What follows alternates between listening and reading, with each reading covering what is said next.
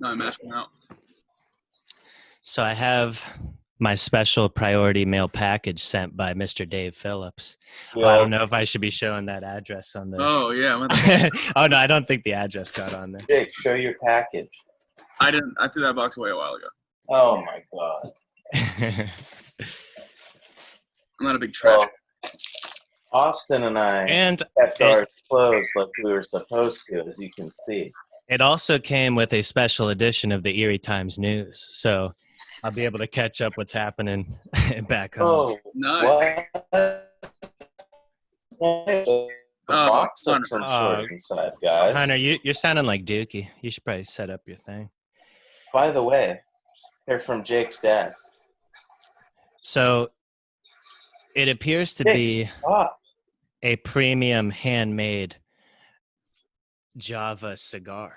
What? Oh, yours is red. Hunter's is also red. Mine's green. It's by Drew Estate. Oh, he probably sent you the finest of the cigars. They say geniuses pick green. We got some gold wrappings in here. You know, Some guys, cardboard Hubby's got a bad habit of leaving the pool on and making the electricity bill go up super high. And it even came with some organic matches. I gotta find an outlet out here, fellas. I mean, these matches keep fucking up. I'm about to keep the lighter straight up. But in the movie Hellboy, he says never to do that. Yeah, well, This ain't Hellboy, Hunter. This ain't Hellboy.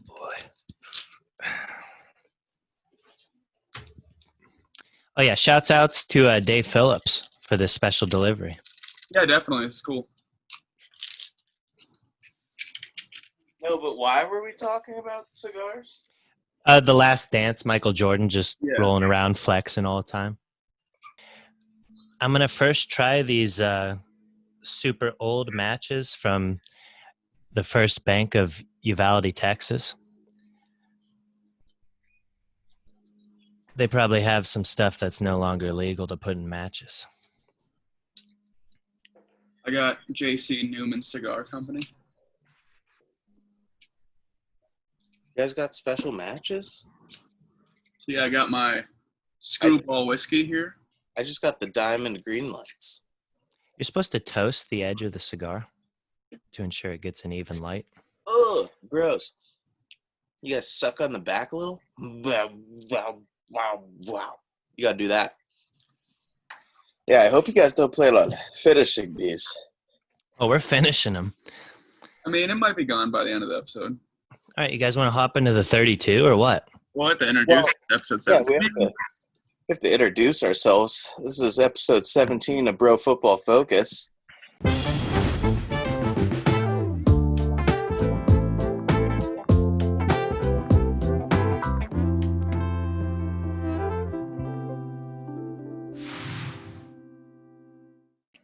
I'm Hunter. With me, as always, is Austin, What's going on? except for that one time he went on vacation. Yeah, except for that one time. And we got Jake. Yeah, and as you guys all saw from the intro, Jake's dad sent us cigars. Yeah. We were supposed to unbox them. We didn't get those instructions in time. We didn't, but we're smoking them. Thanks, Dave. Yeah, thanks, Dave. Thanks. Big play. Follow him on TikTok. Jake, do you know his at? I don't know. I really don't know what it is. But he's probably pretty happy that TikTok is saved. It's not saved yet. I'm pretty sure it is. Didn't somebody buy it? I don't think so. I think Microsoft is planning on buying it. Yeah, they can do whatever the hell they want. But, oof. So we might have some trouble. How do you want to do this guest spot on the 32? Let's just keep track and just go 1, 2, 3. Okay. You want to introduce the segment there, Hunter? Yeah, Or sure. are you just making sad faces? I'm having trouble. This is yucky. But it's time for everybody's favorite segment. Everybody's second favorite segment, the Hot 32.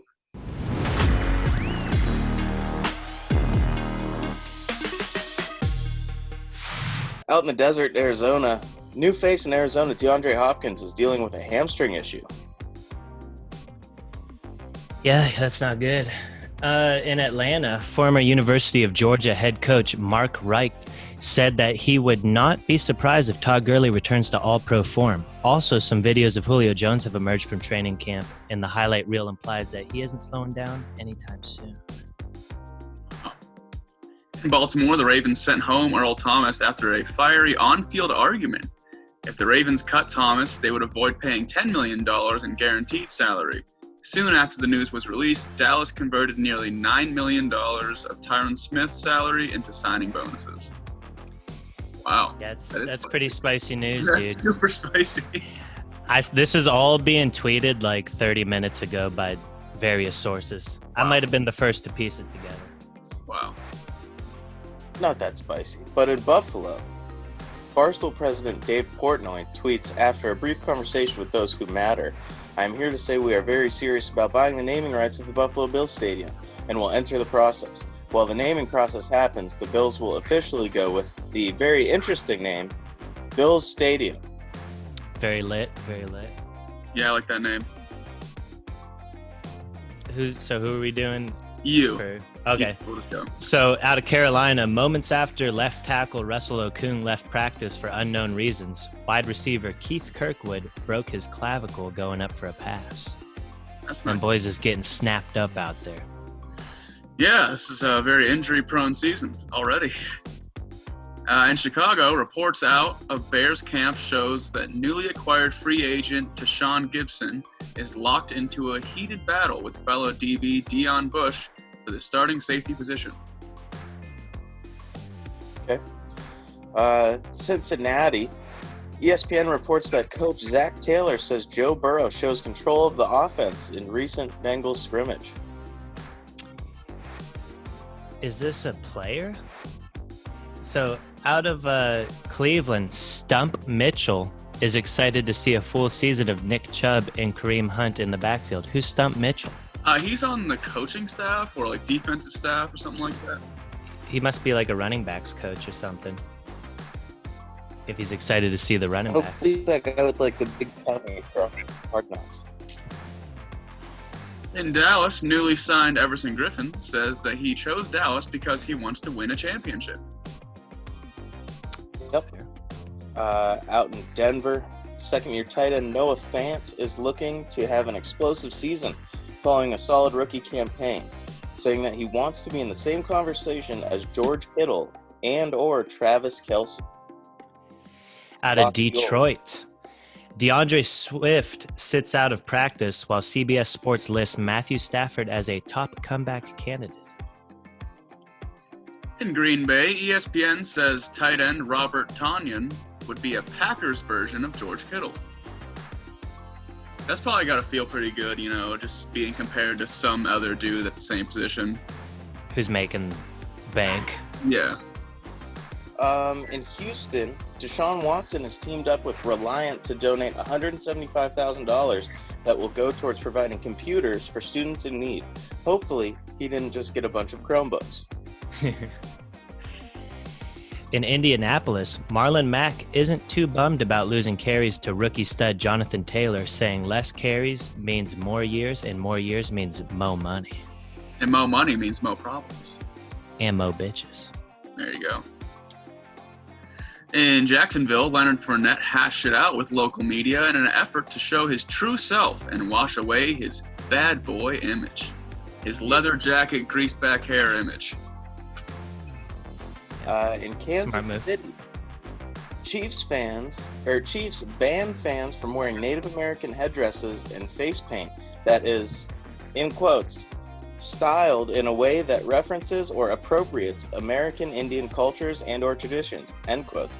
The Chiefs will keep their name, but are considering removing the pregame drum ceremony and Arrowhead chop. I hope we don't get canceled for that. We'll be all right. The LA Chargers. Justin Herbert has some impressing on HBO's Hard Knocks, but can he do it come game time? What does that mean? Who wrote that one? That must have been a Hunter goof. Yeah. Why is that a goof? This is why I don't like reading other people's. Yeah, it's How is that a goof? called grammar. Justin Herbert has some impressing on HBO Hard Knocks. Has been impressive. Has. Impressive. No, he has been impressing. That's fair. I don't know, that little blue squiggly line is telling me something different. Yeah, we got a blue squiggly line. Dude. Threw me off. You guys just don't know how to read. In Los Angeles for the Rams, Jalen Ramsey laid a big hit on rookie Cam Akers in training camp to welcome him to the NFL. After practicing, he tweeted saying that Akers is quickly becoming one of his favorite teammates, even adding, he MF dog. We getting after it daily. I believe MF is shorthand for motherfucking. I'm pretty sure it is. I don't want to misquote him because it might stand for mixed feelings. I don't know. Yeah, I don't want to put words in Jalen Ramsey's mouth, but Exactly. Yeah. In Las Vegas, the old Raiders. Chad Johnson tweets about rookie Damon Arnett saying, I'm not sure who number 20 is for the Raiders, but please let him know whoever he trained with needs a significant raise because his technique, patience, and lateral movement is PowerPoint worthy. It's a good quote. wow. PowerPoint worthy. Out of Miami, the Dolphins supposedly struggled without Ryan Fitzpatrick and gave more time to Josh Rosen and Tua. Miami news source says Rosen had the better day, but both disappointed. So kind of stinky news from the Dolphins. In Minnesota, cornerback Trey Waynes will miss a significant portion of the season due to a pectoral injury. Yeah. Not good, not good. In New England, Jarrett Stidham is apparently suffering a leg and or hip injury as he tries to battle with Cam Newton for a starting gig. I think we all knew that was Cam's job. Yeah. In New Orleans, Malcolm Jenkins says that the team is much closer after all of the Drew Brees dialogue. In New York for the Giants have partnered with NBC for New York to announce an exclusive blue-white scrimmage special presented by Quest DX starting Saturday, August 29th at 6 p.m. Eastern. That sounds like a real advertisement. Yeah, gotta love Quest DX. It's my favorite broadcast service. Yeah. Or channel. Besides Lily Broadcasting, of course. But New York Jets. The Jets are a team being tossed around in the Yannick Ngakoue market. That's pretty spicy. Always some good Ngakoue news out there. I had to delete one of the Ngakoues because there were like 4 scattered throughout.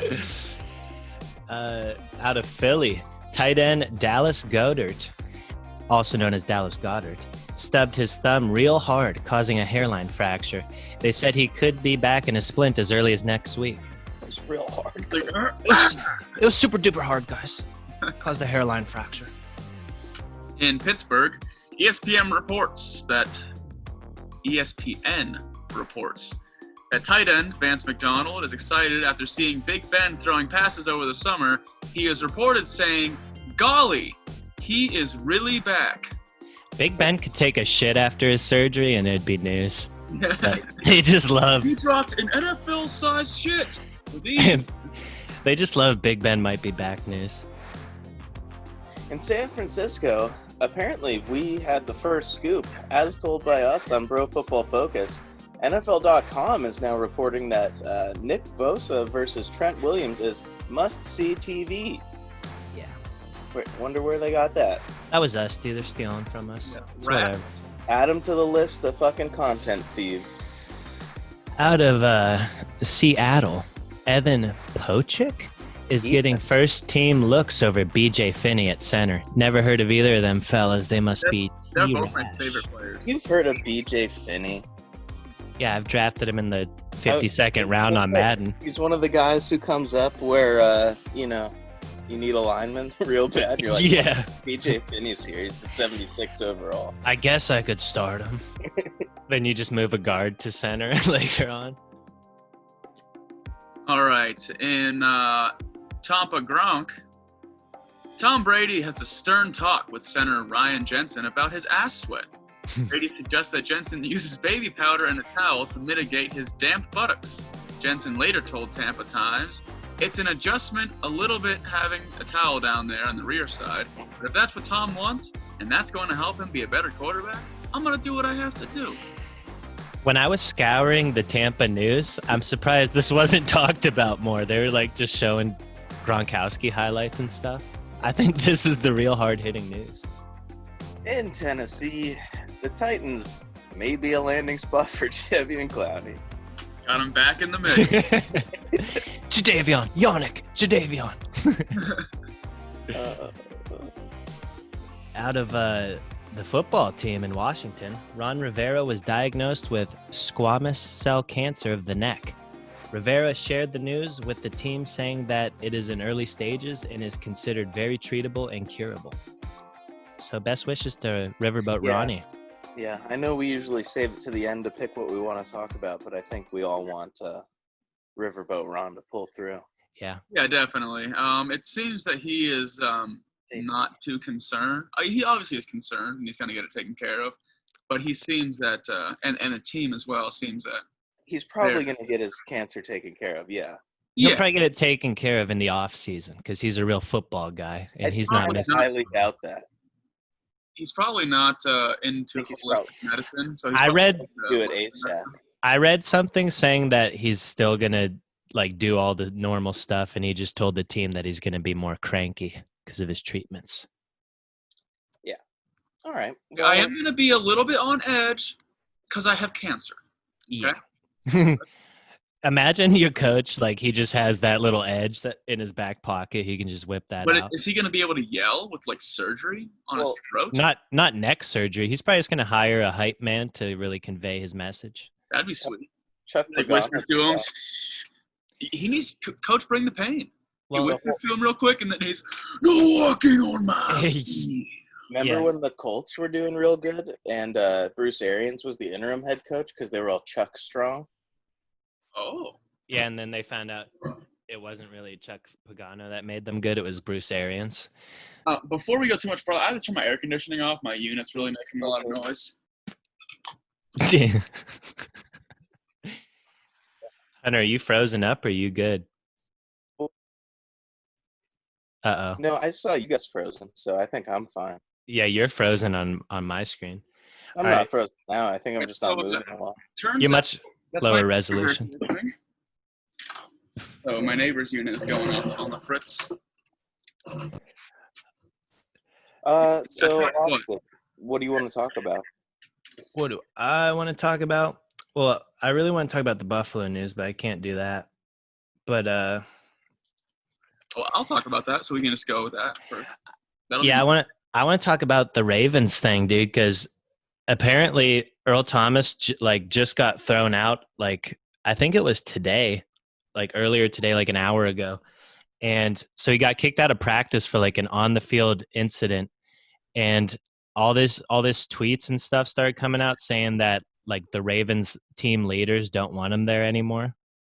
So if they cut him, they won't have to pay $10 million guaranteed this year.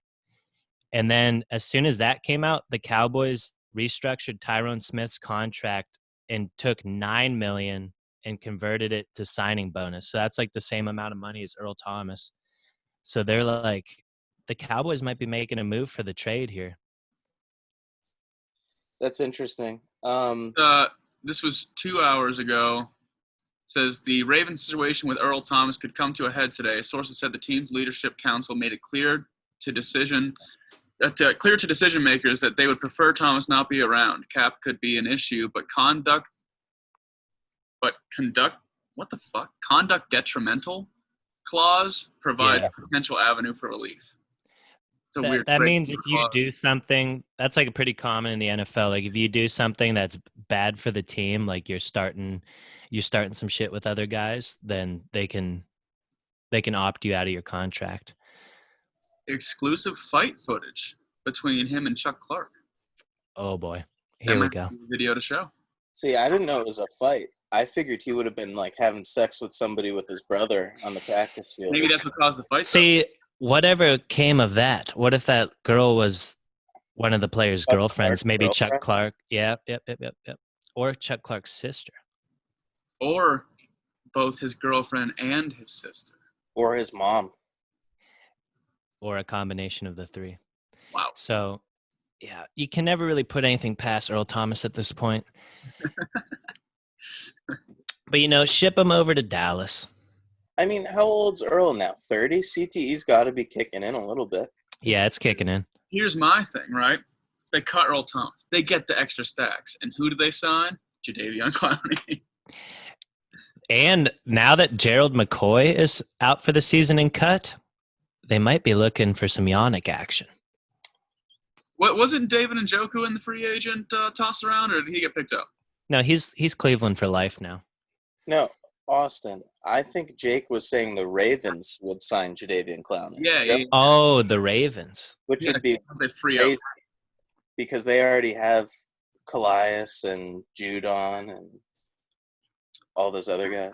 Corner that edge of the market, I mean, you put Jadeveon and all those pass rushers with that secondary they have. Like they have Marcus Peters, Humphreys, Jimmy Smith, and Tavon Young. That's a pretty disgusting secondary. It's not out of realm possibility. Echo, stop. All right. Jadeveon would get like 10 sacks. I'll talk about the Buffalo news. That's pretty interesting that it might be Barstool Sports Stadium. That would just be so awesome for the tailgating and everything. Yeah. I wonder what they would name it though. You don't think it would just be Barstool Sports Stadium? No, I don't know. it'd be something clever. It would probably be something clever, or it might be like Penn stock related. Oh, okay. Penn National Stadium. Yeah. Or maybe they'll just name it Bills Mafia Stadium. I still want that bidet company to do it. No, I really don't want the bidet company. So, Dookie Bowl. If it comes down to a bidding war between Barstool and the bidet company, I'd be watching that pretty closely. I think Barstool has a little bit more money than Tushy. Yeah, but Tushy might be willing to go all in. We will put $10 billion and all of our Tushies. We will install Tushies to the piss troughs at the Bill Stadium. It's just the trough, and you just people just taking shits right on the trough. Oh, that's funny. All right. So what do you guys think about Hunter? You're cutting me off so quick. I had a full dissertation on that segment. Yeah, Hunter, come on now. Let the man speak. Yeah. All right. Go on. I'm done. Okay. What do you guys think about the Dolphins? It kind of sucks that Tua isn't better than Josh Rosen. Yeah, and he did suffer that hip injury that ended Bo Jackson's career. He's cleared for football, though. Yeah, I mean, so is Alex Smith, but they show videos of him and his leg looks like a toothpick. So the video where it's like announcing Alex Smith got cleared and he's like hugging his kids. The way he walks down the stairs, I'm like, how are you going to play football, dude? You're so gingerly. Yeah, it did not look good. Your kid runs up to you and you're like, oh, watch out. He's like hustling out there. I'm pro Alex Smith playing football again, but like he definitely doesn't look very ready. But in fairness, I mean, yeah, bless you. The pollen's really acting up. In fairness, Josh Rosen's like a seasoned quarterback at this point. Like he's had a couple years under his belt. Like I would imagine that Tua wouldn't look as good as him in the first training camp with no rookie mini camp and none of that preparation. Impress. Yeah. I mean, dude, you're just going to have that happen in mini camp. Do you think Xavier Howard is just going off in practice and Byron Jones? Probably. Yeah. So yeah, they said that Ryan Fitzpatrick was out of practice due to personal reasons. Yeah. So I don't know if he heard or maybe saw the picture of himself with no beard in the mustaches. Yeah. But yeah, who knows? Earl Thomas is probably banging his wife. No. Oh, true. But yeah, Jake, you want to talk about this first definite segment? Well, before the definite segment, I know Austin had brought up the Ravens news because it's breaking. But even more, the original news segment that was there is that Ravens fans could be getting ready for the season by stopping by the local banks and getting their own Ravens magnets. Yeah, I mean, that's a big move by the banks. I mean, I think that's going to guarantee a Super Bowl. I honestly don't know why in the fuck you would change that story, Austin, because I would have rather heard that than the Earl Thomas news. Yeah, I'm sorry. I'm a big magnet head. And I know that the Hot 32 like merch segments tend to do well, so Yeah. I should have probably kept that in there. A lot of merch, I'm sorry. honestly. Yeah, the Broncos hat.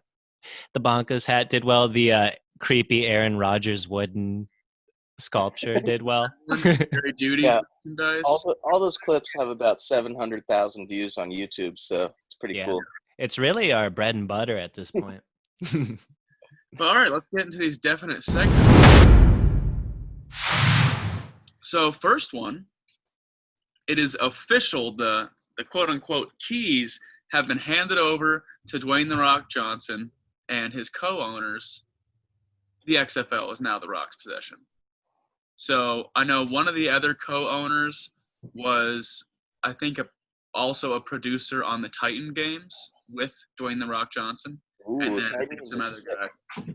But the question will be, will the fans smell what The Rock is cooking, or will the league just be a bunch of jabronis? You see, the XFL, I feel like, was heading in the right direction, and if it wasn't for the coronavirus, it probably would have been like pretty cool. And I think the additional showmanship of The Rock and like adding people with TV shows like that, like, will probably bring some more entertainment to it. Like, they'll probably do some extra stuff. Yeah, I can see The Rock like going pre-game, first game, like center of the field, as being like, "Welcome to the NFL or XFL." Yeah. See, I think Vince McMahon is a better promoter than The Rock, and if he couldn't do it, I don't know if The Rock can do it. I don't know. Was Vince McMahon he was part of the second startup, though. Yeah. But I mean, I think because they have a good relationship, if there's any issues, that he's right there. But yeah, I think The Rock is bigger than Vince McMahon at this point. Yeah, at this point he is, definitely. And he just started like the tequila company. He has the Titan games, all the movies he's in. Like, I'm sure that like Kevin Hart's probably a secretary for him or something. Yeah, I mean, once you get Kevin Hart involved on the sidelines, just getting drunk like at the Eagles games, you'll start to build a fan base. See, and then all they have to do, the commercials for the XFL can just be like a blockbuster, like comedy action movie. They'll be like, Dwayne "The Rock" Johnson and Kevin Hart starring the XFL. What wacky stuff is going to happen between the little guy and the big guy? I think for the XFL to succeed, they have to incorporate more of their like old school fighting CTE type activities and really go against like the NFL's grain. Yeah, like it's illegal to not head-to-head contact. Yeah. But no, it'll be interesting. I like The Rock. He's cool. I follow him on Instagram. He's pretty dope. He's got a good work ethic. Yeah, definitely. He's a family man. I don't think there's any like scandals or anything against him. I'm pretty sure he's a good dude. Yeah, we don't know of any scandals yet. Yeah. But yeah. They'll surface if there are any. I hope not. I hope they don't surface because I like The Rock. I like The Rock. But this next one was pretty interesting. I was surfing the Instagram and saw that the NFL is partnering with Sherwin-Williams, the paint company. Yes. And they're posting videos about how teams got their colors. So I'm going to run through these. And it's a fun fact, you know. But I do have to quote the source of NFL and Sherwin-Williams. Make sure you get your highest quality paint, including Behr and Sherwin-Williams brand at your local Sherwin-Williams. So the AFC North was the first segment they did. For the Steelers, clearly is black and gold. These colors represent coal and iron ore for the steel forges that built Pittsburgh. Figured everybody pretty much knew that. Yeah. The Bengals, black and orange. Founder Paul Brown, who also co-founded the Browns, which is why the colors are similar, Orange and black were translated into the colors of the Bengal tiger. I believe what happened was he had the Browns. They sold to Baltimore and converted to the Ravens. And then he's like, well, I want a team. So he made Cincinnati and just like made them the Browns pretty much uniforms. Yeah, and when they first started, the Bengals and the Browns, one being black and orange, the other one being brown and orange, both teams had no logo. So the early games just looked like a scrimmage because they all just had flat orange helmets with like some sort of dark and brown or dark and orange. Yeah. So it looked pretty confusing, but then a year or two after, they added the stripes to further the tiger. Yeah, I went straight up speech impediment there. But moving on to the next one, speaking of the Ravens, the purple and black, Art Modell relocated the Browns to Baltimore, as Austin said. But the Browns' history and colors stayed in Cleveland, so the Baltimore Ravens were born in 1996. The fans voted for it and chose the Ravens, and the name and colors were inspired by Edgar Allan Poe's poem, The Raven, where he references the colors purple and black. Also, the Ravens are definitely my favorite uniform and color scheme. So the Ravens were the only team ever in history to use purple and black, and they're one of few teams to use two dark primary colors. They always have like a sinister look to them. Yeah. And then you got Ray Lewis just crunching people, double murder, homicide. Yeah. Couldn't find the suit. Definitely cool. So lastly, the Browns, brown and orange. Co-founder was Paul Brown, so they picked Brown after his last name. And orange was chosen as it was the color of his high school in Massillon, Ohio.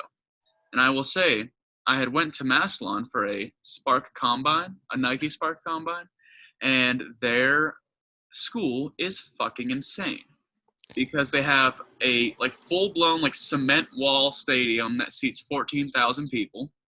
Jesus. And the whole combine wasn't on their playing field. It was on their indoor practice turf facility.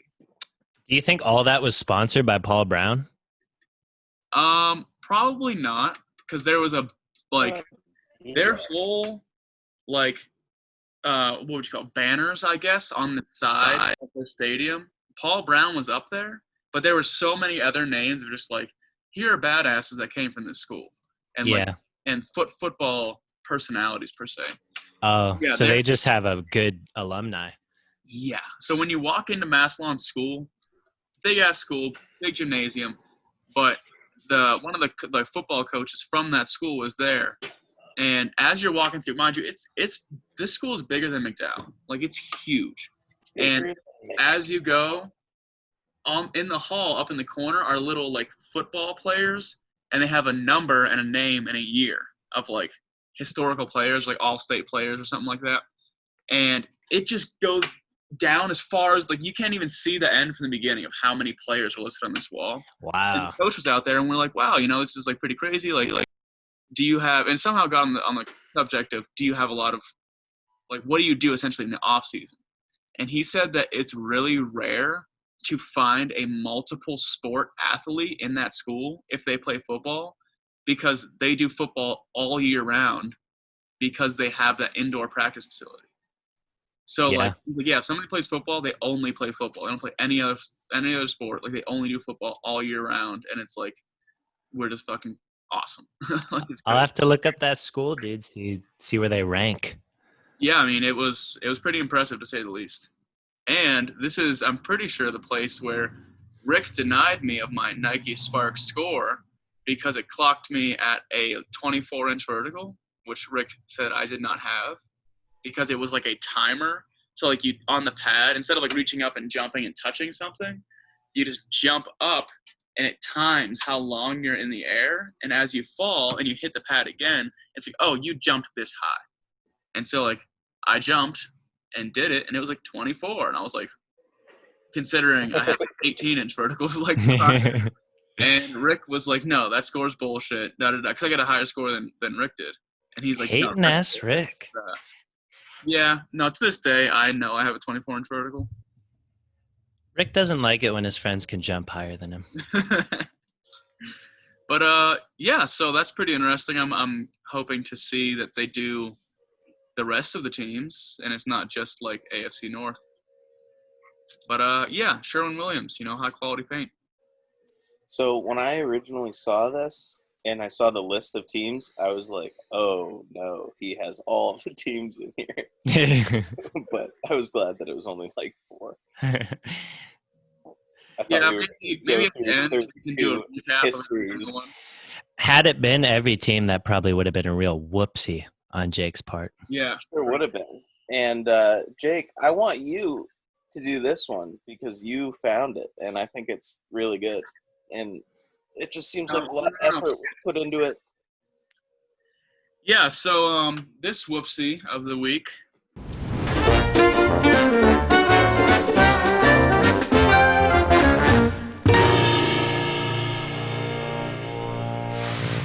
Which is everybody's favorite segment. Sure, we'll say that. Yeah. So Browns cornerback Kevin Johnson suffers a Out of Wake liver. Forest. Huh? Out of Wake Forest, Kevin Johnson. Out of Wake Forest, yes. He suffers a liver laceration when rookie tight end Harrison Bryant falls on him. So the situation, and I don't know how the liver is lacerated. To this point, I still have no clue. Keenan But, Allen so- lacerated his spleen 3 years ago. I feel like liver lacerations are one of the top injuries on Madden. Yeah. So what had happened is Kevin Johnson was diving to break up a pass intended for Harrison Bryant. Bryant had fallen on him, and mind you, he is 6'5", 240 pounds. So he's a hoss, but not like a mega hoss. Yeah. And Kevin Stefanski wrote, "We would have preferred that he held back instead of out of an abundance of caution and not dive for it. But they kind of both dove, and Harrison landed on top of him. Really unfortunate, unlucky, hoping for him that he will be back when he's ready. Really the most important thing right now is that he is safe, and we want to get him well very soon." To me, this quote also shows the confusion that I have, because he's like, yeah, I mean, I wish he wouldn't have done that, but yeah, I guess I hope he's good because he just landed on top of him. And that's the thing. It's like, if you just land, like he dove, land on top of him, and your liver gets lacerated. Like, I don't get that. I'm not. Evan Johnson's a pretty unlucky guy. I'm pretty sure he was a first-round pick by the Texans and got hurt for a couple years, and then the Bills signed him, and he played a limited role but did good, and then he became a free agent. The Browns signed him, so he's still young. He got a lot of potential, but he just keeps getting hurt randomly. Yeah, So, that's yeah. crazy. Maybe he just needs to bulking up that liver, I guess. Yeah. He needs to start drinking more. Yeah, if you drink enough, the scar tissue will form around your liver, or you'll get a fatty liver and it will absorb the impact. Yeah, it'll protect you. Yeah, But, that sucks. Hunter, do you have any thoughts about this man's liver? Uh-oh. Oh, Jesus Christ. Yeah, I just think you can't be what? You're all Can right, you not Hunter. hear me? No, we can hear you. You're just frozen. I just think you can't be a dingleberry in practice lacerating your friend's liver. You gotta be a little more safe, I mean, it's just the typical don't be a hero. Just let him catch the ball. It's practice. Let the rookie tight end just get a catch. Yeah. But Well, see, I that- do like it. Kevin Johnson Exposed clearly by trying to rookie. make an impact. Yeah. Getting exposed by a rookie might be even worse than getting your liver lacerated, So Our roster cuts are already made, right? I'm not really sure how it works as far as this season with all this craziness. I think they're making roster cuts earlier to shorten the teams or to make the teams smaller quicker Yeah. to hopefully. I mean, the season starts in 20 days, I'm pretty sure. Wow. That's exciting. Yeah. Are you guys going to watch the blue-white scrimmage from Quest DX on August 29th, 6 p.m. Eastern or whatever? Absolutely. Why not? Might as well watch it. It's fucking football. I'll watch it, dude. We should have a watch party. Yeah. We can have the fans watch along with us, and we can comment as if we're NFL announcers. Yeah, all 30 of them. Like, comment, and subscribe if you'd be interested in watching that live with us. But yeah. So that was the whoopsies. I think Right. Austin, give it to us. Yeah, so let's hop into the Where Are We Now?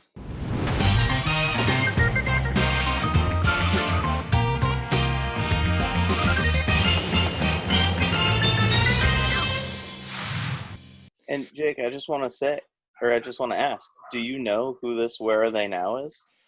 Jake, take a guess as to how you feel like the outcome of this one will end. If it'll be good, bad, medium. Are we talking about the left guy or the right guy? Right guy. Yeah, the right guy. I think this one's gonna turn out okay. I think this is gonna be a good one. If it Jake's were the left guesses. guy, I think it would be probably turn out bad because he seems like he's a shiesty dude. Okay, we'll hop right into it then. Well, that man on the right is Darren Sharper, The hardest One hitting of- safety in the league. the most hardest hitting safety in the league. But he played college ball at William and Mary and was selected in the second round of the 1997 draft. I didn't know Darren Sharper was that old, to be honest. And he was selected by the Green Bay Packers. His brother, Jamie Sharper, was also drafted in the same round, but much earlier by the Baltimore Ravens.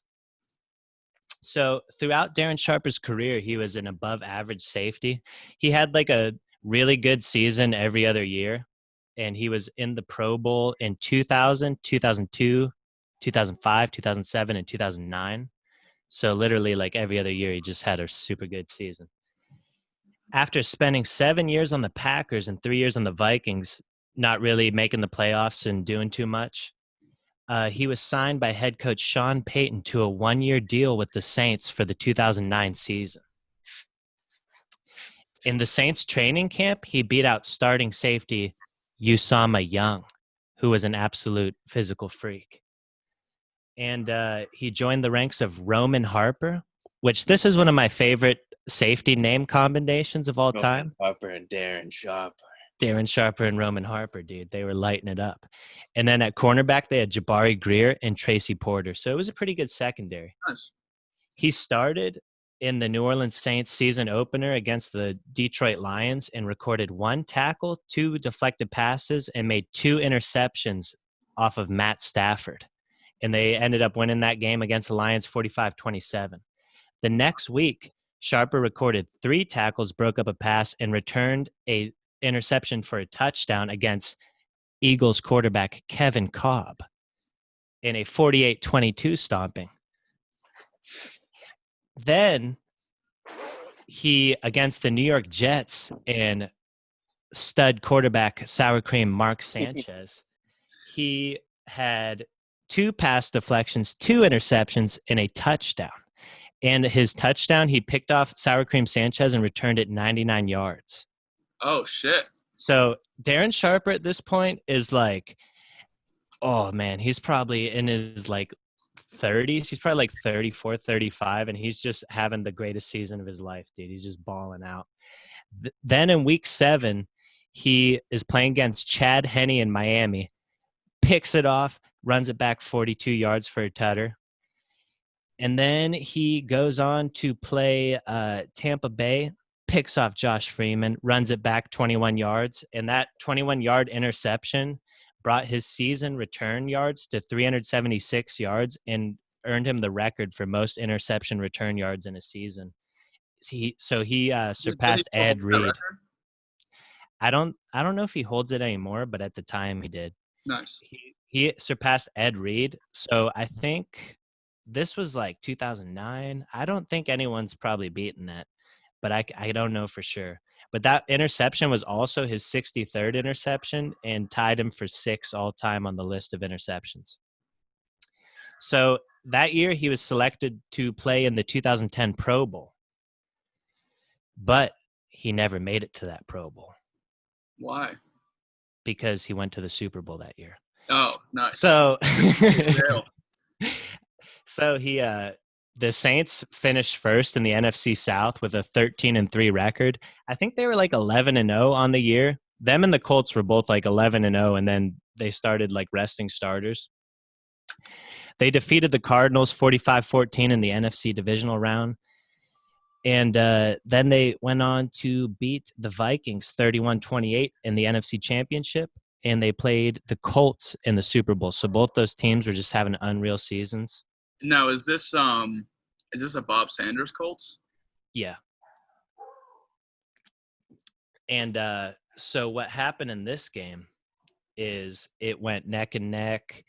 The Saints did like a real ballsy onside kick, and then Tracy Porter got a pick six to win the game in the fourth quarter against Peyton Manning in his prime. So Darren Sharper ended up winning a Super Bowl, getting a Pro Bowl selection, having the best season of his career. And then, so after 12 years of pro football, he finally had the highest of the highs. You know, he was on the peak.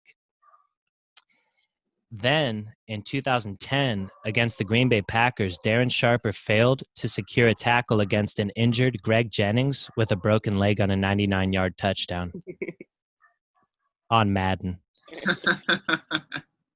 And that Jennings, that little Madden video probably gained him more notoriety than any of his like accomplishments, even though he had like Hall of Fame stats. And Greg Jennings, no.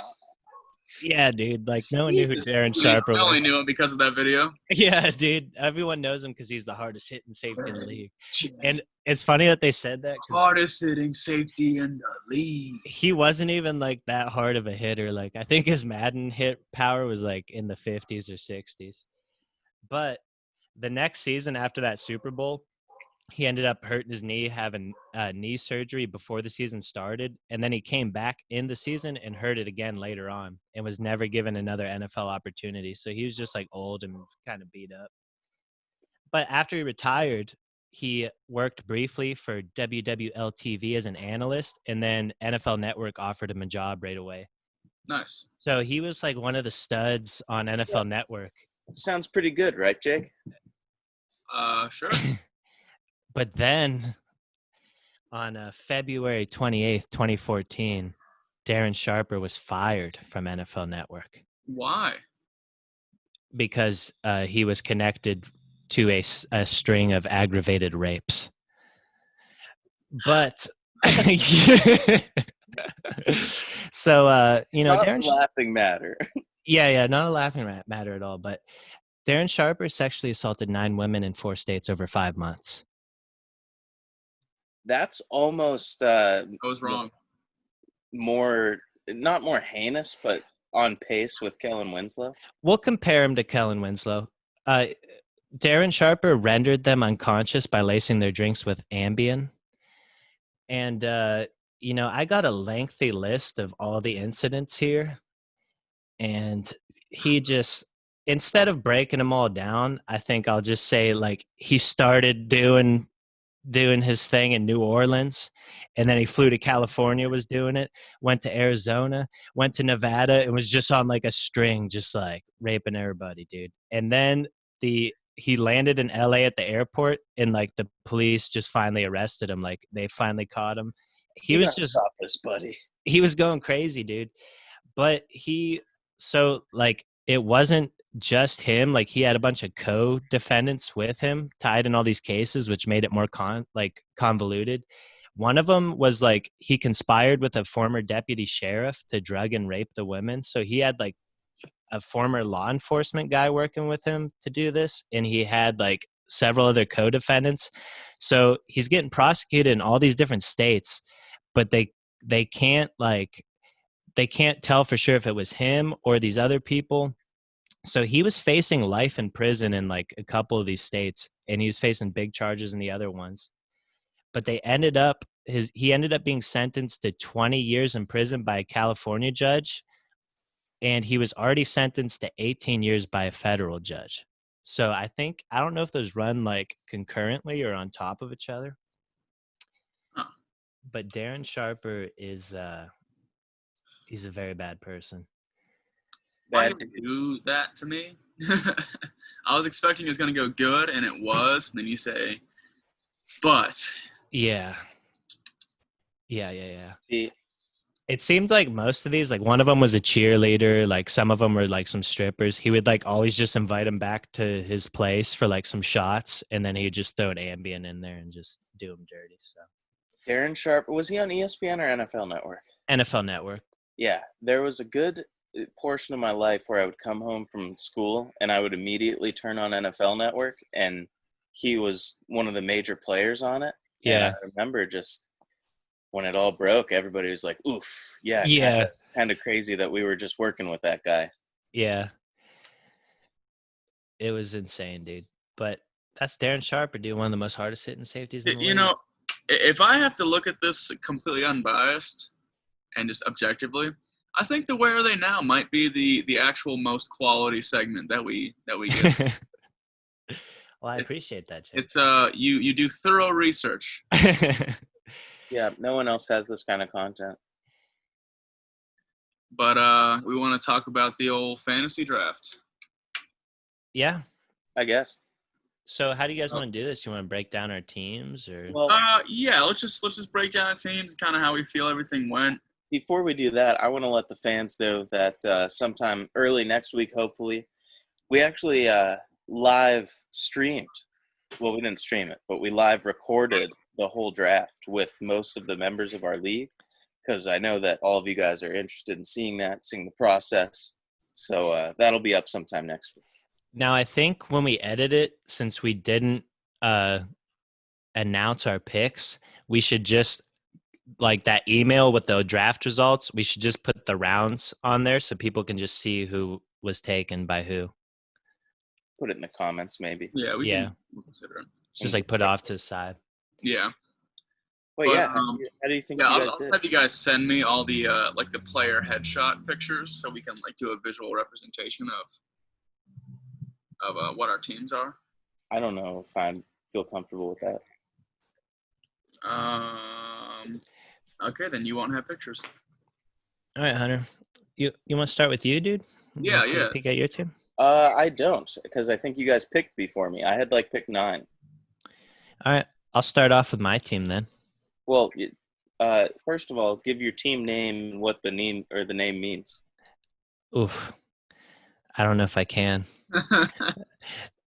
But anyways, I'm gonna so do mine, so do yours. I don't even know what your team is. You know, my team was just the Snyder fantasy football team making a play on the Washington football team. But I changed it, but I don't want to unveil it right here.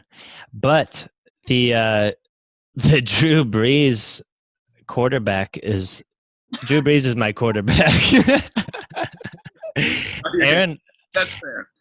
Aaron, so my quarterbacks are Drew Brees and Aaron Rodgers. Austin's team name is Datway Strong, and then there's an N, and then a bunch of whatever the little. It's not a number sign; it's a little star next to it. So I don't know what that word that starts with an N is, but it definitely starts with an N. So Datway Strong, something with an N. Strong with a K, and then so we're looking at. I got Drew Brees. I had to pick him up after his racially charged comments earlier in the year, and then just the post with the black and white hands joining together. I felt like he's really going to have a strong season, some would say. And I also picked up Aaron Rodgers at some point just because I needed a stud backup quarterback in case Drew Brees goes down with the Rona. Sure. But I think Aaron Rodgers definitely has a little fire lit under his ass, so he might have a good season, but he also has no receivers. Huh? Is it because everybody in the organization hates him? I don't know if they hate him, but they definitely want him out of there. Devontae and Geronimo Allison, dude. Yeah, when you got Devontae, dude, you're going to have a decent season. I don't know about Geronimo Allison, and I think his name's kind of provocative at this point in time. But so with my first pick, I took Clyde Edwards-Helaire, dude, the Fresh Prince of Hilaire. And he's a real boom or bust candidate. That would be a better Yeah, that was one of my options. But I think he could be a real Darren Sproles, MJD combination type guy for the Chiefs, and I think he's going to get all kinds of red zone action. So, Austin, I'll let you know right now. Peter Schrager said that Clyde Edwards-Helaire was looking like incredible in practice. And if anybody else would have said that, I would have been super high on CEH. But since Peter Schrager said it, I think he's going to have a dookie butt season. So I'm sorry. Yeah, and so I still don't know how solid I am on that pick, but I feel like it could be the money pick. It could pan out. Who knows? But I did pick up some good depth in case he's ass cheeks. I got Todd Gurley, who, even though he has severe arthritis in his left knee, I think he's still going to get a couple tutters here and there. He needs to do that stem cells. Yeah, he should do some stem cells and just get on some like steroids or something crazy. Yeah. And I also picked up Chris Carson, dude. Chris Carson's an absolute workhorse. And I only have 3 running backs on the roster, which is very concerning, especially since one has arthritis and one's a rookie. But my absolute favorite pick is Quintoris Lopez, a.k.a. Julio Jet Jones. And, you know, he's my favorite wide receiver of all time. I think he's going to have a good season. Migo Julio. I got Julio. I got Scary Terry. I got Keenan Allen's. And Keenan Allen's, he's gunning for some people this season. He's looking to get some of these receptions. And I didn't realize Keenan Allen's only 28 years old. I thought he was a lot older for some reason. He does look pretty old. I would guess like 35. I picked up Noah Fant, good tight end. He's my only tight end on the roster, so I also have an issue there. But I think he's a solid pick. Picked up the Chargers D because I think they're going to be disgusting with that new secondary. Derwin coming back. They got Melvin and Joey Bosa's. I think they're going to be good, but I think they're going to be on the field a lot, so I don't know if that was a great pick. I don't know, dude. Keenan Allen's going to be scoring, so. Who's throwing the ball to Keenan? Justin Herbert's and/or Tyrod. I think it's going to be Tyrod, dude. So, yeah, it's sketchy. But here's the thing. I also got Henry Ruggs, Jerry Jeudy, Mike Williams, and Chase Claypool. I like the Jerry Jeudy pick. I think he might be pretty good this year. One of them's got to be – one of them's going to go off, dude. Come on now. Yeah. And then I had T. Higgins, but I dropped him and picked up A.J. Dillon because I saw a picture of his thighs on the internet. And I think if Aaron Jones goes down, they're going to slap this guy and he's going to be like Derrick Henry. So that's my team. What's your thoughts, Hunter? Yeah, give your rating. I gave my thoughts like as you were going. Yeah, but like what's your rating of my team? We'll do peer ratings. Okay. A to F. A plus to F minus. Well, I'll have you know I did a work league this year and I got the highest draft grade of my work people. I got an A minus. Nice. That's impressive. I would give you a B minus. All right. Yeah, I mean, depending on how Clyde pans out, like he could either be really good or not good. Todd Gurley might not be good. I'd say you have a solid B. What do you think? So you think my main weakness is the question marks at the RB? And tight end.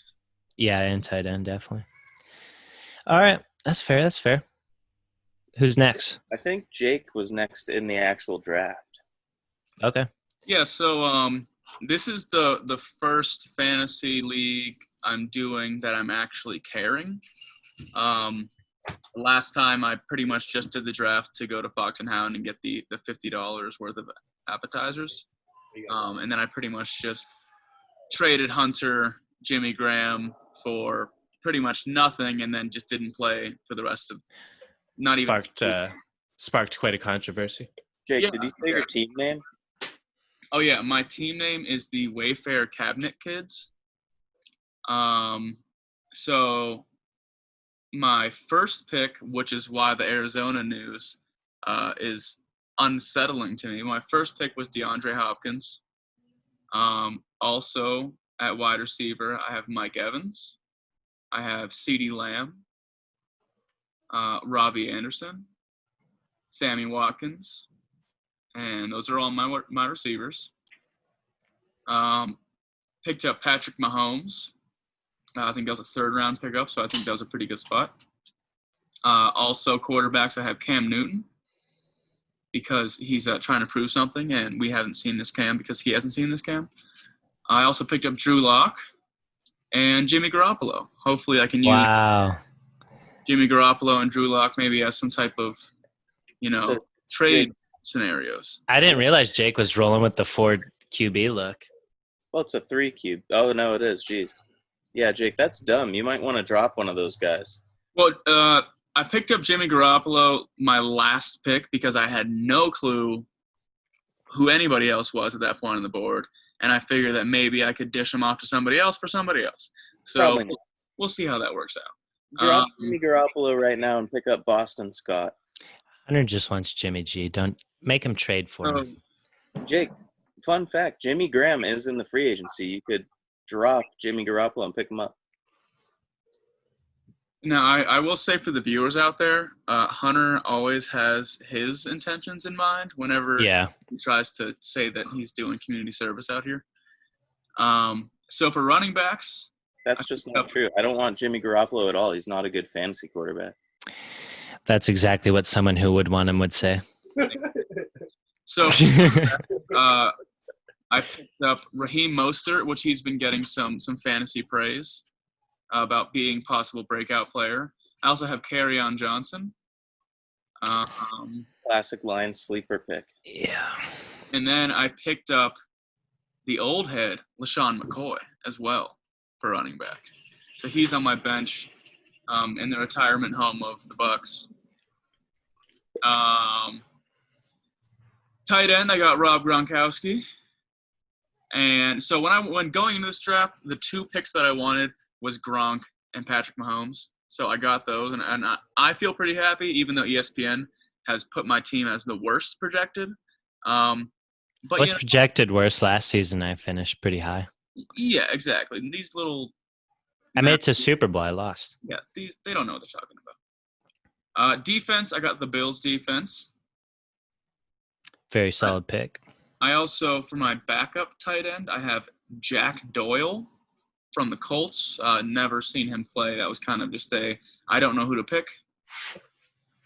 And then my kicker, I have Justin Tucker. I think he'll be making a lot of extra points. Justin Tucker is always the number 1 kicker in fantasy as far as consistency. And you know what they say, consistency is key.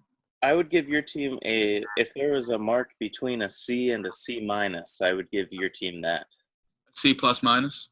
Just a normal C? No, something between a C and a C minus. Oh. A C minus 0.5? Yeah. I think it'd be a C.5 minus. Jake's team, if it wasn't for his poopy running backs, like Raheem Mostert and Kerryon Johnson, would probably command an A. But I don't think so. I don't think so. That was my – if we do a second league, I really need to pick up a good running back. That was my only, that I had about my team is that I don't have a better running back.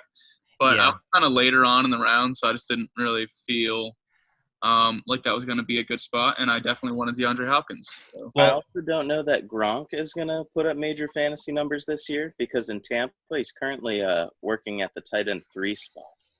No. Yes, look it up. That love connection is going to get some points. Gronk's going to have a good season. I think he's going to be a decoy. I think Jake really separates from the pack where the tight end is just a hard position to have a good tight end at. So if you have Gronk, you probably had an advantage. I think the tight end, and which is why the last round the last league that I played, my first pick was Jimmy Graham. I think the tight end is a good position because they're kind of slept on, and usually they're going to be covered by linebackers or maybe like a safety over top. But they're always not going to be. Unless it's Gronk, really. I don't think many people are going to put their number 1 or even number 2 defender on a tight end. So I think that gives them a good opening. And I also think you have one of the top defenses and one of the top kickers. So that's always, when it comes down to those extra 2 points that you need at the end of the game, that can be the difference for sure. You don't want your defense getting negative points. Yeah, you know what they say, defense wins championships. So. But yeah, also I'd say with the 4 QB look, it's not wise, but maybe coronavirus. I don't know. So yeah, I'd give you a B minus. Nice. All right, Hunter, lay it on us. Well, my team, as I'm sure you guys will find out in the live stream video that we're going to put up, is Mr. Ludwig's Diddlers, because one of our high school teachers that we all had was just arrested for, doing not good stuff with a minor. Trying to diddle children. I don't know if it's all that. Sending pictures of his diddly do to children. Well, it was an audio message, but either way. So that's my team name. I just wanted to pay homage to that. But my first pick of the draft, I got kind of screwed over because I was picked like 9 or something, so there's nobody good left. And I picked Tyreek Hill. So I like Tyreek. Yeah, but he's not a number 1 pick. But my team quarterback thrown to him is Deshaun Watson, Josh Jacobs, Leonard Fournette, Tyreek Hill, Juju Smith, who I think is going to be better now that Big Ben is back. Yeah, that's a good pick. Hunter Henry at the tight end spot. Only spot I'm not confident in my starting lineup right now is Cam Akers at the running back, but I hear that he is going to be the Rams starter. Might have Todd Gurley in his prime numbers. He is Jalen Ramsey's new favorite teammate. Yeah, that's just because he went to Florida State. Yeah. But the Saints defense, Matt Prater, can't go wrong with him. On the bench, I have Phillip Lindsay, Brandon Cooks, Golden Tate, Hayden Hurst, Jamal Williams, Ryan Tannehill, and I did a fun flair pick, Laviska Shenault Jr., just for fun. Oh, but when I saw Laviska on there, like I think the second round, I was scrolling through and I saw that, and I was like, Hunter's going to scoop him up just for personal reasons. Yeah, I did. I know he was the favorite of the Jaguars draft. Yeah, not looking at my starters at all, but I think I have the most solid bench depth in the league. I'd say your team doesn't really have any weaknesses, but you don't have any superstars. What do you mean? I have Tyreek Hill and Deshaun Watson. I don't think they're superstars. I think Deshaun Watson was a good pick, honestly. I do like I don't know about Leonard though. Now, was that a personal pick there, Hunter, for Leonard? No, Leonard scores fantasy points. Yeah, he does. Let's see. Yeah, Cam Akers, dude, he could be good. He could have that breakout season. And you got the Golden Tates. I'd give you a B plus, dude. All that depth. Yeah, I'd give you a solid B. Yeah. Well, if I'm not mistaken, I think out of all of us, I have the best pure draft grade. You do. Well, you weren't involved. You don't get points for sweating. Yeah, you do not get points for sweating. That's a fact. And, Hunter, I do think I'm going to soil your season when we meet in the playoffs. Doubtful. I don't think you're going to make it to the playoffs. I think I will, and I think Todd Gurley's going to have 1,700 yards.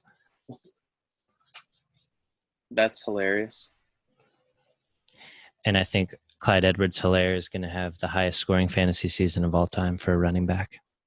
I just want to say, Huffy just said that he has the best team, which I think is funny because... All right, here, let's break it down. Thielen is on his team.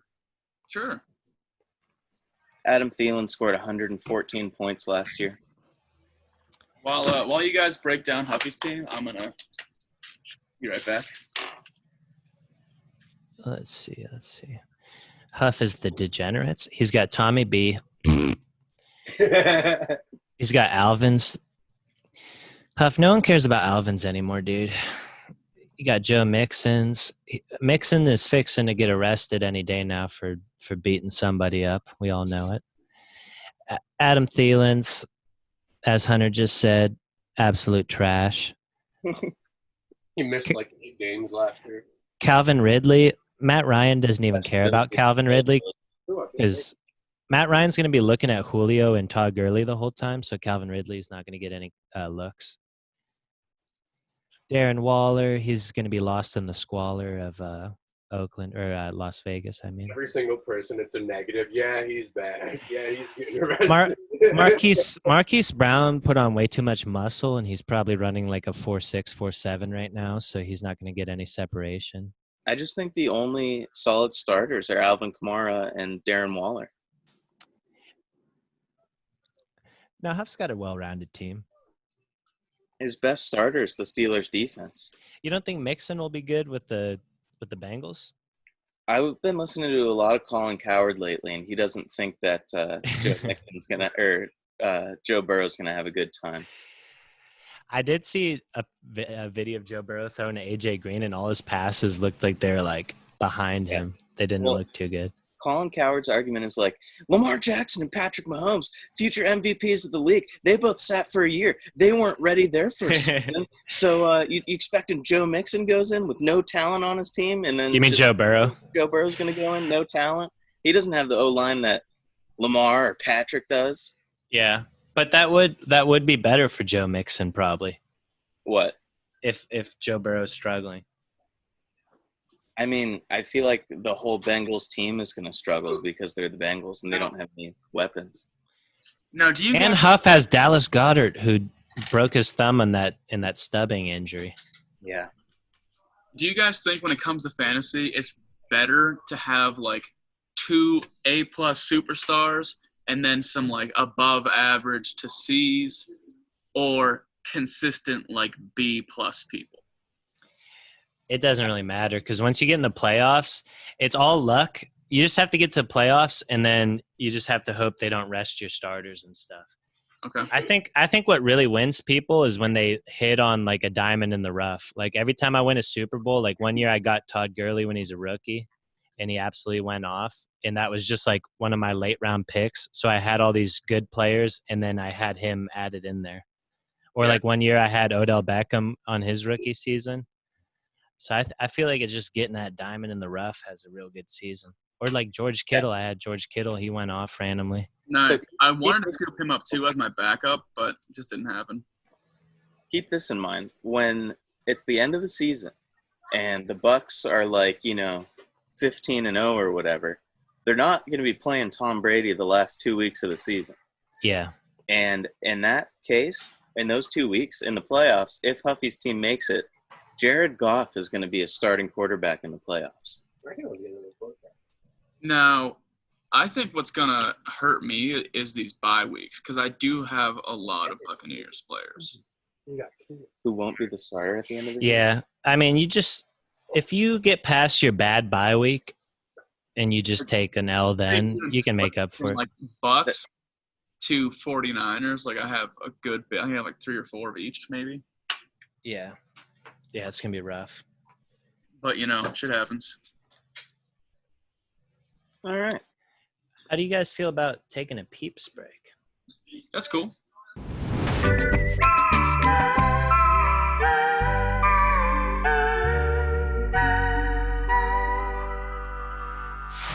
You drinking beers at like 10 in the morning? Yeah, I'm having 2 to wash down this cigar. I just drank some whiskey. Y'all are wild. Hey, I mean, that's called being an adult. Yeah. This is what adults do. You know how many old rich white guys smoke cigars and drink whiskey in the morning? All of them. Probably like 2. Yep. On the whole planet, 2. All right. Plus in You Australia, guys- it's like 5 o'clock. You guys ready to hop into this game of the week? Yeah, let's do it. It'll go Hunter. Oh, wait, sorry. I got to introduce it. Fun game of the week. What? What? So fun game of the week is top 3. It's similar to last week, but it's different in a sense. Is top 3 NFL conspiracies.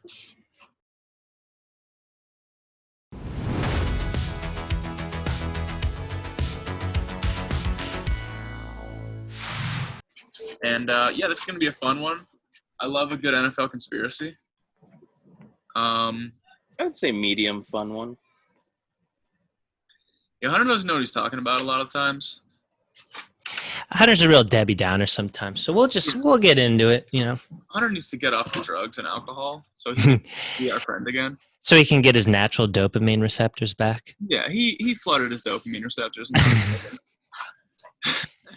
But He permanently shut him down with all the Molly he did throughout the years.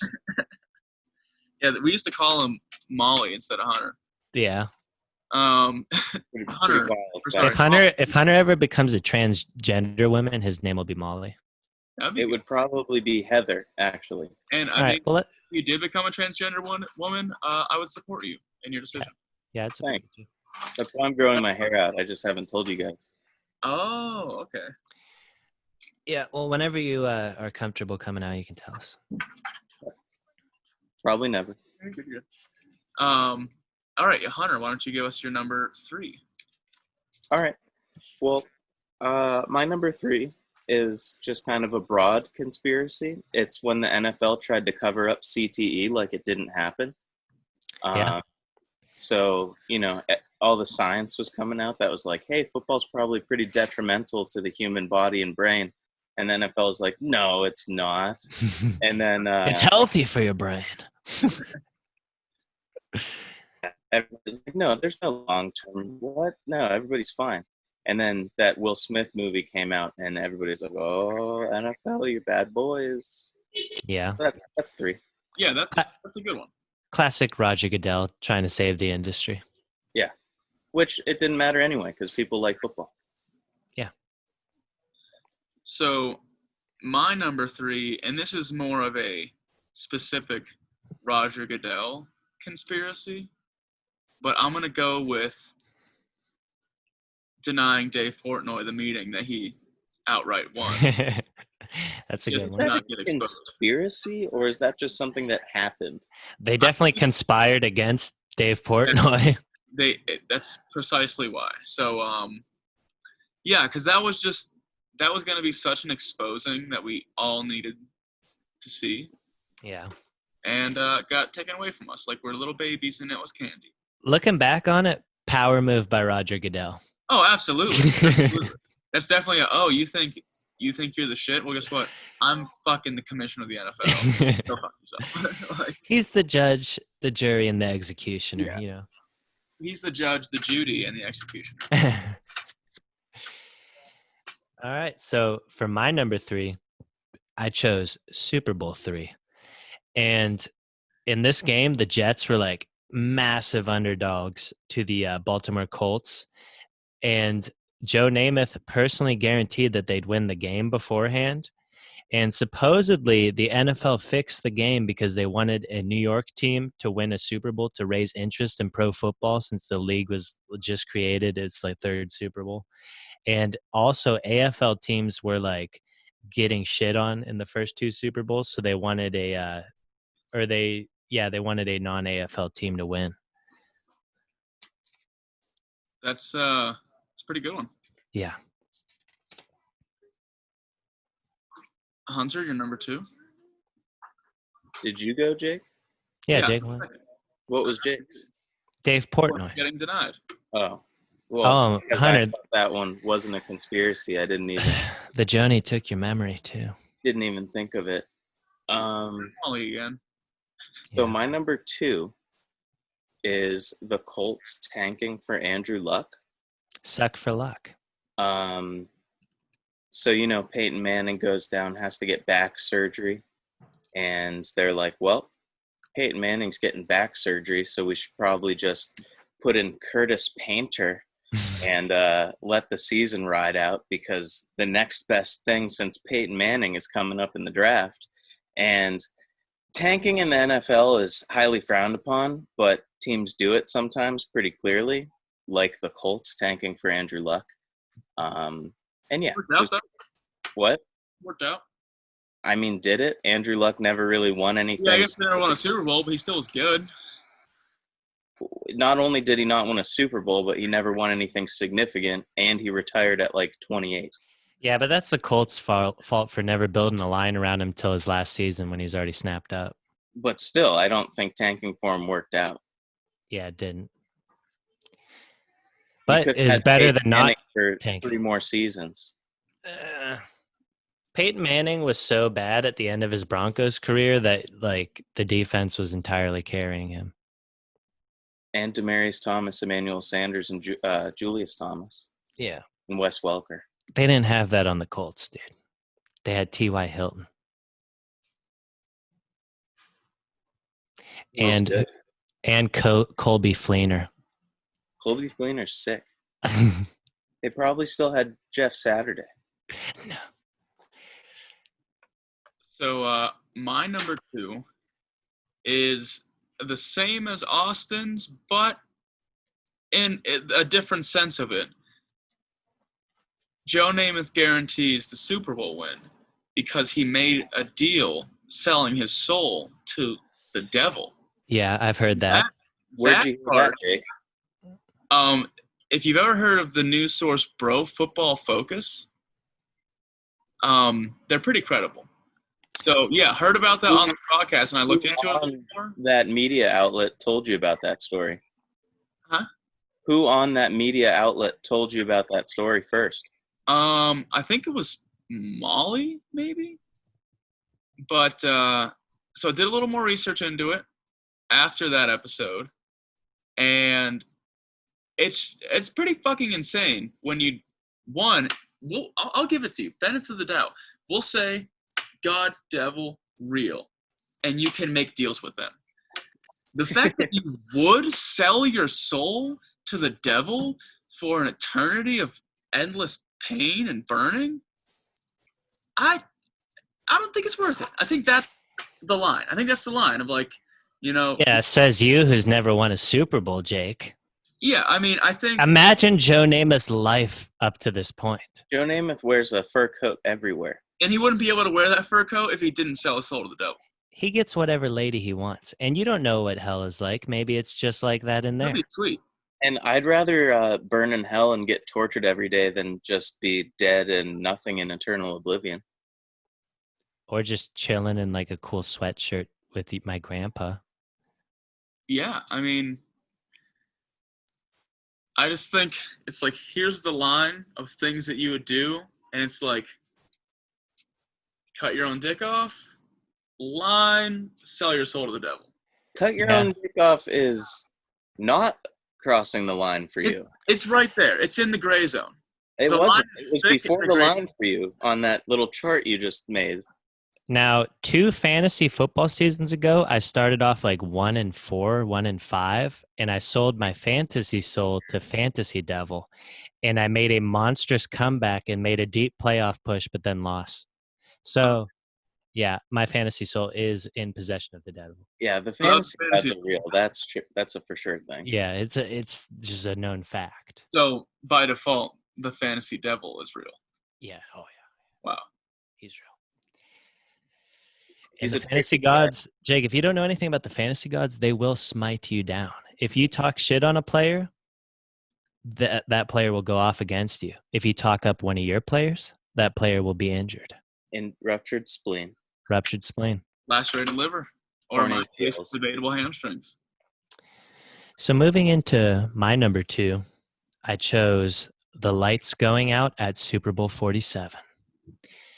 The Ravens jumped out to a 28-6 lead, and the viewership of the Super Bowl started to go down as fans tuned out as it was a blowout. So the league shut the lights off and gave the San Francisco 49ers plenty of time to develop a new game plan. They came back and fell just short 34-31 to the Ravens and made for much better TV, and the viewership jumped way up after that. Ray Lewis even said it was awfully fishy that a zillion-dollar company would have a technical difficulty on the biggest day of the entire year. Yeah. Yep. That may or may not have been on my list as well. I really don't see anything fishy about that. I think it probably just happened normally. I mean, they don't have backup generators. Oh, what the fuck? I mean, come on, Jake. You think some backup generators are going to stop that from happening? I mean, at least a third of the lights or something. I mean, you could visibly see the entire game. Yeah, but I mean, They just didn't let it go on. again, the same thing with the NFL should never have like a missed angle of the ball. The NFL should never have just the lights go out in a stadium. Well, they do, Jake. So some money's getting transpired somewhere. Only like, you know, Did they 68% of the lights went out. Did they say what made the lights go out? Yeah, power outage. So did other buildings go out? Is that confirmed, or is that some leftist Democratic propaganda? I didn't bother looking into it. Half of New Orleans went down, dude. Oh. Sounds like Obama's fault to me. Yeah, was he president? Definitely his fault. Yeah, he probably was. But my number one was the Joe Namath selling his soul to the devil, because I think that's an interesting story, and I thought nobody would pick it. So that's why Hunter was so sour. I brought it to the table. Don't be sour. I won't pick that one because you guys put it on your list. So my number one NFL conspiracy is that all the games are rigged. My dad does say that every time the Patriots beat the Bills. Yeah, as Austin's dad would say, all the games are in the script. So it's like the WWF. Yeah. Which is a pretty popular theory. Like, Jake, I've definitely heard about it. I feel like I've heard. Oh, you're good, Hunter. You're good. Am I back? We can hear you. I've heard Jake's brother talk about it. I feel like I've heard Jake's dad talk about it. But I do think it is just a highly ridiculous theory, because how would you take it? Just, I think it would be harder to make 22 people do something specific than it is to just like let the game happen. You can't really choreograph it. Like if you ever see like a fake, like a football movie or like a commercial, like you can always tell fake football from real football. Like you cannot replicate like that kind of. Yeah, that's what I'm saying. Everybody's running full speed. I think maybe like a ref could call something one way or another, and it could be rigged that way. But as far as like there's a script, there's no. I mean, plus like the reactions of players, like when they lose, like that's real. Yeah. Those dudes are actually pissed off. Those dudes are actually trying to fucking like kill somebody. Or are they actors, Jake? Because those parents of the kids at Sandy Hook, they definitely look sad, but Alex Jones thinks that they're crisis actors. Sandy Hook's school is demolished. Why'd they demolish it? Cover up some cover-ups? Well, this will be a conspiracy list for the other podcast. Yeah, our school shooting podcast. Now, I have noticed the main time that my dad says that it's scripted is when Tom Brady gets the ball back with 2 minutes left. He'll go, "Oh, of course Brady gets the ball back. It's in the script. He's just going to go down the field. They'll kick a field goal, win." It's usually not in any other situation. So none of you guys had Deflategate? No, I don't. Right. I do know that you said it's hard to coordinate all that. Yeah. But it's hard to do. It's hard to make a shitty Star Wars movie as bad as The Last Jedi.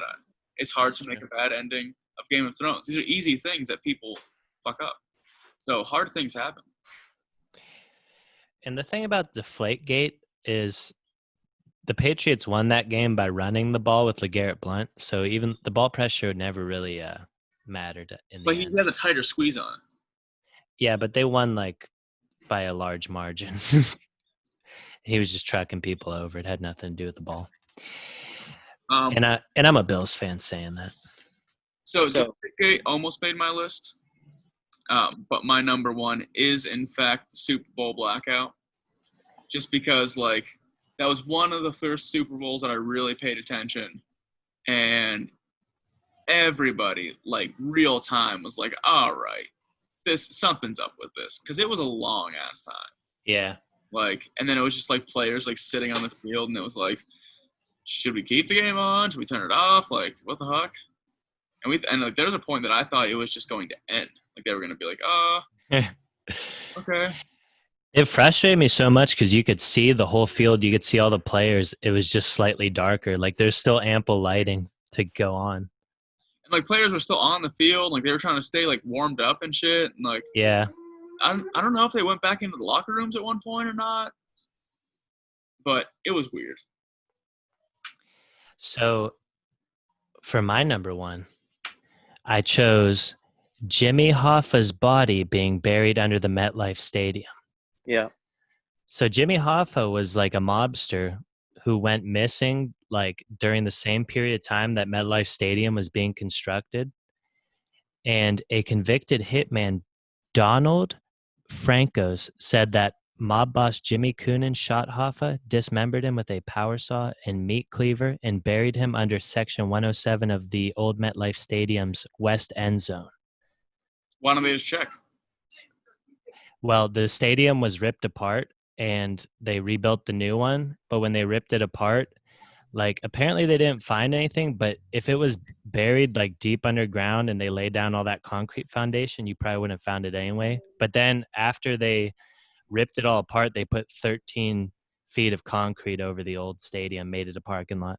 So I don't think you'll ever really find out. But also when they were constructing that stadium, the contractors dug up a bunch of corpses and they would call the prosecutor's office for each one. But they said after the fifth one, they stopped. So there's apparently a lot of bodies in New Jersey just buried under the ground. What? Yeah, it's New Jersey, dude. Like during the mafia times. Yeah, a lot of mobs. Like, is this one him? No. It's like, don't. But Chipper. Is this one him? No. That's what I wonder. What are they doing? Let's just stop. I mean, there's 500 bodies. We don't have the time. We don't got to do the paperwork. Yeah. So, real quick, Bleacher Report just posted a Twitter thread of quarterbacks compared to rappers. Yeah. And some of these are stupid. It says that Taysom Hill is Post Malone. Taysom Hill should definitely be Logic. Who do you think Ryan Fitzpatrick is compared to? Oh my God. Tyga. Because what? He's been around forever, talented yet never consistent. Does something every year to make us believe in him briefly until he lets us down again. Who do you think? This one I think is very strange. Who do you think they compared Patrick Mahomes to? Kendrick Lamar. Lil Baby. Lil Uzi Vert. Flashy style, has proven doubters wrong and has elevated to the top. Is Lamar Jackson Lil Yachty? No, Lamar Jackson is somebody who I don't know in the picture. But, yeah. It says Baker Mayfield is DaBaby. What? Little dog with a big bark, proven to be one-dimensional. Jig is almost up. They think DaBaby's jig is almost up? Matt Stafford, Big Sean. Talented yet frustrating, could be better in a different situation, but does head-scratching things. Why are they hating on all these rappers? I don't know. Dude. Just list some more of these out. This is. Who's Drew Brees? Future.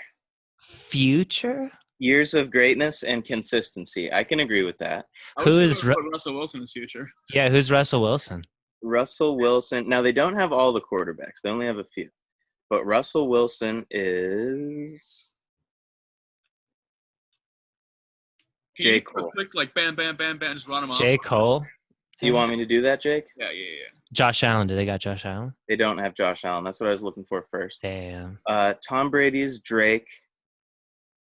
Baker Mayfield DaBaby. Drew Brees Future. Aaron Rodgers, Kendrick Lamar. Doesn't say too much in regards to the public, but his body of work is Hall of Fame worthy.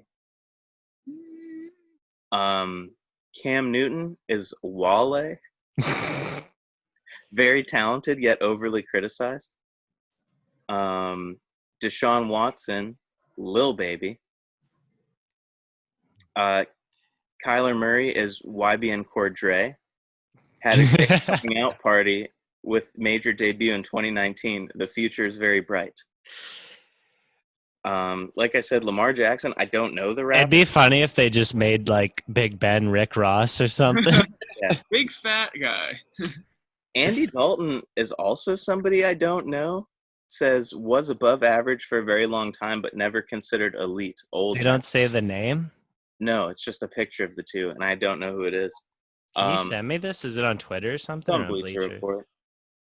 Andrew Luck is Mac Miller, and it just says "gone too soon." Oh, that's messed Oh, up, dude. what? That's distasteful. That's so bad. Yeah. Wow.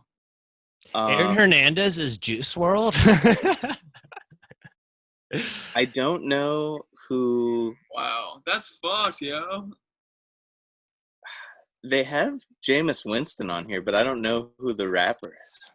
E40. No, I feel like I should know who it is. They have Sam Darnold with, I think it's a boogie with the hoodie, maybe. And it says was supposed to be the face of New York, but didn't happen. Derek Carr is Chance the Rapper. Big split on those who love him and those who hate him. Very talented without a doubt, but we are still trying to figure out exactly who he is after years in the game. I don't think I know many people who hate Chance the Rapper. Who do you think Jared Goff is? Oh, God. I don't know, dude. It's so random. Jared Goff is Travis. Uh-oh. That's a funny... Look out on his face. What? You got frozen, dude. What happened? You went, Jared Goff is Travis. And then it cut out. So, Travis Scott? Travis Scott, talented yet overrated. The people responsible for his success are behind the scenes. I don't know What? if Travis Scott is overrated. I think Yeah, I don't he's think pretty he's good. Travis Scott's sick. Yeah.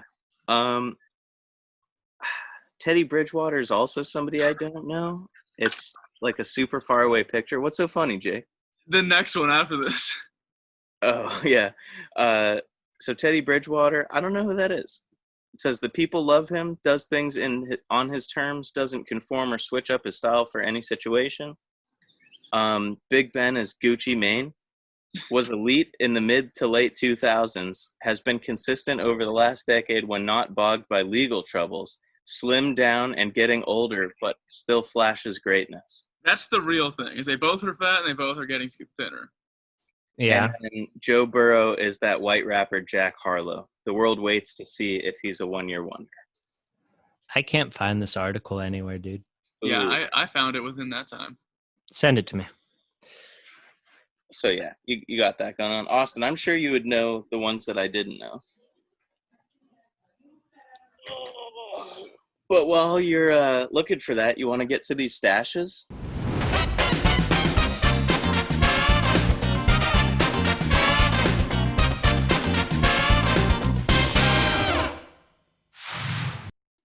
Yeah, let's hit it. Stashes are contentious because I definitely have a veto this week. Oh, God. You know what the veto is, Jake? I think so. Because when I looked at the numbers, I was like, yo. We'll talk because it might be different, but here we go. So matchup 1, this is interesting. I didn't think it would be this. I didn't think the numbers would be this heavy. Yeah. So we have Cam Jordan versus Aaron Rodgers, and Cam Jordan won with 89% of the vote. Awesome. Yeah. I emailed you the link. Huh? I emailed you the link to that article. Oh, okay, cool. Yeah, Cam Jordan, I didn't see it coming either, Hunter, but Cam Jordan's stash is absolutely unreal. Yeah, no, it is. This isn't the one I have a problem with. I just thought more people would have voted for Aaron Rodgers than 11%. Yeah. Nah, Cam Jordan is sick. And what I've noticed about it, because like I've been distracted by the curlicues in the end, the small sliver down the center. It's a nice very touch. Precise. Yeah. Because then it makes them two like curved things in the middle, not just like a bar. Yeah. All right. So sorry, Aaron Rodgers. We thought you were going to be a major player, but I guess not. Now we have Cash Malulia / Cash Mula versus Chad Henne. Jake, is this what you think I want to veto? No. Okay, because it's not. There's a good man has fallen. Yeah. So here, Chad Henne has won with 71%. Cash, I think you were riding this wave super hard, but you got to go this round, buddy. It was nice having you. I'm gonna miss you, that's for sure. But he made it farther than he would have ever expected, I'm sure. Yeah, than anybody expected. Yeah. But this next one, gotta credit our editing team with taking out Ryan Fitzpatrick's beard and just having a mustache. That still is his face. It's just a funny Photoshop because it's definitely Photoshopped. Yeah. But I still wanted to clear it up that it is Photoshopped with no beard, so people didn't think he just all of a sudden had some disease. Now, do you guys think the Photoshop affected this matchup? That's what I say, because it's pretty heavily weighted. It's 83% to 17 in favor of Minshew. And I do think if it was the first picture we had, it would be a little different. Yeah. Now, my thing is, I think, because to me, the mustache is still a good mustache. It's just kind of blurry on the ends. Yeah, no, I think it's kind of blurry on the ends. When I think about it, dude, Minshew's is a little better, dude. Oh yeah, for sure. It's clear. Like he's the time to groom. And when it comes down to it, Ryan Fitzpatrick has personal issues going on right now. He probably doesn't want to be in this any longer. Yeah, so go deal with your personal issues, Fitzmagic. You're off the list. He had to start a practice because he knew he's like, my mustache is up against Gardner's. I don't know, and he just Ryan will make an appearance for the most bodacious beard bracket. Yeah. I'm glad we got the next one set up. Or maybe one in the future. I don't know if we can do two facial. No. Yeah, we'll spread it out. Yeah. But this next one, I have a major point of contention with. We have Big Q, a fan favorite, a favorite on the show, versus Will Fuller, who I think came in as a dark horse candidate in this bracket. Right now, Quentin Nelson is winning with 65% of the vote. And I'm going to be honest, I am putting my veto in right now because Will Fuller's mustache is sicker than Quentin Nelson's. Yes, Quentin Nelson has a handlebar. I get that. I do. But it's thin. It's a tiny little baby. It looks like he just... Not even? No. He probably shaved that like in practice. That's from his rookie year. It's probably one of his rookie punishments. Just doesn't look that good. It's funny because it's a handlebar. Will Fuller has a grown man, 2 caterpillars, 2 woolly bears on his upper lip. Like, that is a mustache. Yeah, I honestly agree with you. Yeah, I agree. As soon as you said you had a veto to put in, I knew it was this one because I saw the numbers and it was like, no. And I'm the biggest Big Q proprietor in the world, and I'm a Jags fan. I hate the Colts. In the world. I love Big his mom and dad. When we do Madden fantasy drafts, Hunter will do all kinds of manipulation to get Big Q on his team. I'll reach for Big Q, and if not, I'll cheat to get him. He will cheat to get him. So I love him. It has nothing to do with that. It's purely Hunter will move him to left tackle. That's how confident he is in Big Q. It's purely unbiased stash work right now. And I think we have to push Will Fuller through because I don't think the fans knew what they were talking about on this one. Yeah, I'm fine with that. Yeah, our fans can be real dinguses sometimes. Yeah, real Fruit Loop dinguses. But okay, Will Fuller. So next week, I guess this was not the semifinals. This is the quarterfinals. Yeah. We're looking at Cam, Chad, Gardner, and Will Fuller. Those are some sick stashes. Really sweet. Like, we might have to make, 4 posters with these guys. And one interesting thing about Chad Henne was he was mentioned in the Darren Sharper breakdown as he got pick 6 by him on week 7 of 2009. Yeah, love talking about Chad Henne as much as possible. So that's how OG Chad is. He's a real player in this bracket. He's a journeyman. But, all right. Well, I think that's it. Yeah. Hope you guys liked it. As always, like, comment, and subscribe. Find us on Instagram at Bro Football Focus. Find us on Twitter at Bro Football Focus with 1 L. Fans out there, we really need you to start doing more work, liking, commenting, and subscribing. And sharing to other people, maybe. Yeah. Maybe just like print out some flyers, leave it on a bus somewhere or something. It'd really help out. But next week, or hopefully sometime early in the week, that draft video will go up. You guys will all love that. There's no context whatsoever. It's just straight draft. It's just raw, unedited footage. Yeah. It's fascinating to say the least. Which might be bad, so who knows. But yeah, thanks for coming along. Do all that stuff we told you to do. Tune in next week for another fun list, another whoopsie, and probably most importantly, the semifinals of the Swedish Stache Bracket. The Swedish Stache? Sickest Stache, my bad. Like people from Sweden? Yeah, we just have a bunch of random Swedish strangers. That's for the other podcast. All right. With Jorgen van Blorgenschmork. But yeah. Till next time. Yeah. Peace out, bros.